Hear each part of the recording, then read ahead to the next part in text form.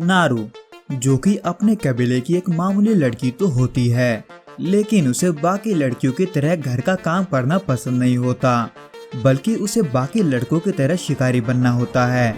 इसलिए वो खुद को साबित करने के लिए अकेले ही शिकार पर निकलती है।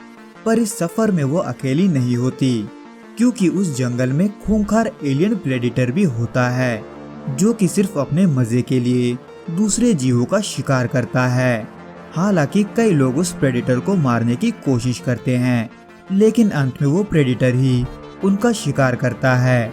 यहाँ तक कि वो नारू के साथियों को भी मार देता है, जिनको बचाने के लिए नारू कुछ भी नहीं कर पाती, क्योंकि वो प्रेडेटर बड़ा और खूंखार होने के साथ साथ एक विकसित क्रिएचर भी होता है।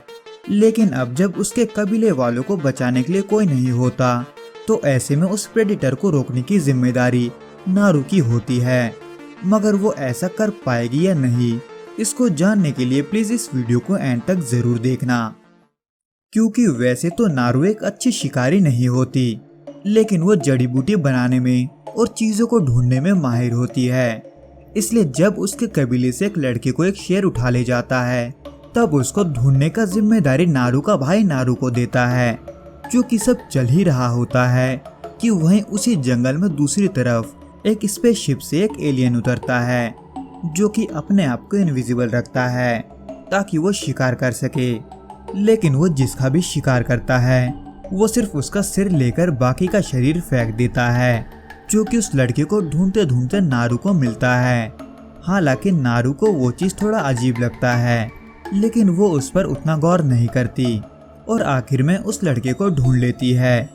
लेकिन उसको जिंदा देखकर नारू सोच में पड़ जाती है, क्योंकि वो शेर उतने देर में उसे मारकर खा सकता था, जबकि ऐसा नहीं हुआ था, बल्कि वो शेर ही वहां से गायब था, जैसे कि वो किसी से डर के भाग गया हो। लेकिन नारू के इन बातों पर कोई गौर नहीं करता। वो सभी फिलहाल नारू को उसे बचाने के लिए बोलते हैं, जो कि नारू अपने जड़ी बूटी के मदद से करती भी है। लेकिन अब जब नारू को भी शिकारी बनना था, तो ऐसे में वो खुद को साबित करने के लिए शिकार पर निकलती है, जहां उसे कुछ दूरी के बाद हरे रंग का खून भी मिलता है। इसलिए वो उस चीज को करीब समझकर उसको मारने के लिए ढूंढती रहती है। लेकिन कुछ देर बाद वो प्रेडेटर भी अब नारू को ढूंढने लगता है, क्योंकि उसे कुत्ते के भौंकने का आवाज सुनाई देता है, जो कि नारू के साथ ही होता है। लेकिन इस बात से अनजान नारू अब भी आगे बढ़ती रहती है, जहां उसे रास्ते में शिकार करने के लिए एक भालू मिलता है।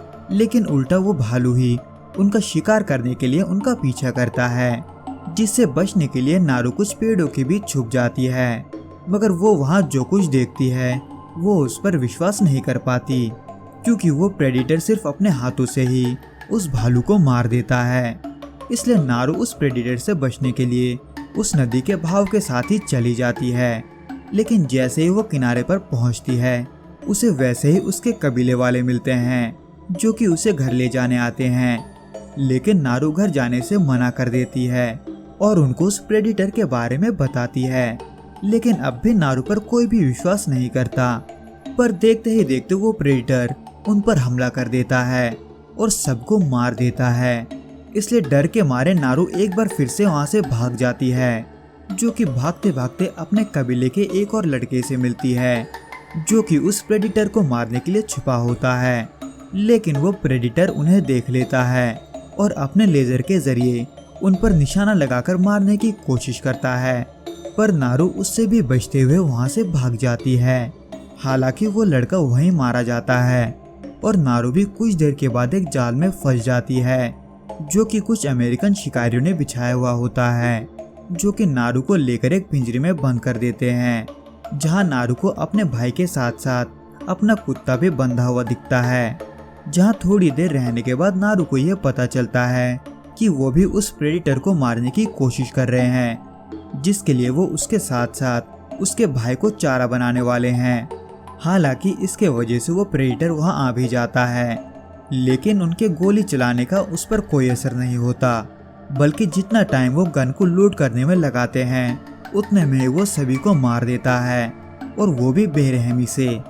जिसमें इसी दौरान नारू खुद को और अपने भाई को छुड़वाकर वहां से भाग जाती है और अपने कुत्ते को लेने जाती है।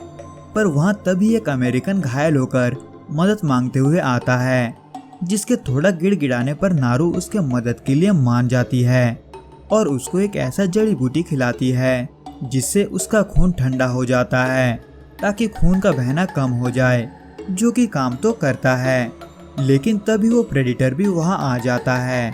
हालांकि वो प्रेडिटर उस अमेरिकन के सामने होने के बावजूद भी उसे नहीं देख पाता, क्योंकि वो प्रेडिटर किसी को भी देखने के लिए थर्मल का यूज करता है। और अब जब जड़ी बूटी के वजह से उसका खून ठंडा हो चुका होता है तो ऐसे में वो उसको मरा हुआ समझता है, जिसको नारू दूर से ही होते हुए देख रही होती है। यानी कि नारू को भी उसके सामने गायब होने का तरकीब मिल जाता है। लेकिन इससे पहले कि नारू कुछ कर सके, उसका भाई उस प्रेडिटर पर हमला कर देता है और उसको जख्मी कर देता है। हालांकि वो उसको नहीं मार पाता और ना ही खुद बच पाता है, पर इन सब के बीच मौका पाते हुए नारू उस प्रेडिटर का हेलमेट लेकर वहां से भाग जाती है और उस प्रेडिटर को मारने के लिए जाल बिछाती है। पर उस जाल तक लाने के लिए उसको खुद ही प्रेडिटर से लड़ना पड़ता है, जो कि कई कोशिशों के बाद वो कर भी लेती है। हालांकि तब उस प्रेडिटर को ऐसा लगता है कि नारू उसके निशाने पर है, जबकि नारू उसी के हथियार से ही उसको मार देती है और आखिर में उसका सर धड़ से अलग करके अपने घर लौट जाती है। तो दोस्तों, इस वीडियो में बस इतना ही। मैं आपसे फिर मिलूंगा कुछ नए और ऐसे ही इंटरेस्टिंग मूवीज के साथ। अगर आपको ये वीडियो पसंद आए तो प्लीज लाइक, शेयर और इस चैनल को सब्सक्राइब करना ना भूलें। Till then, goodbye and be safe.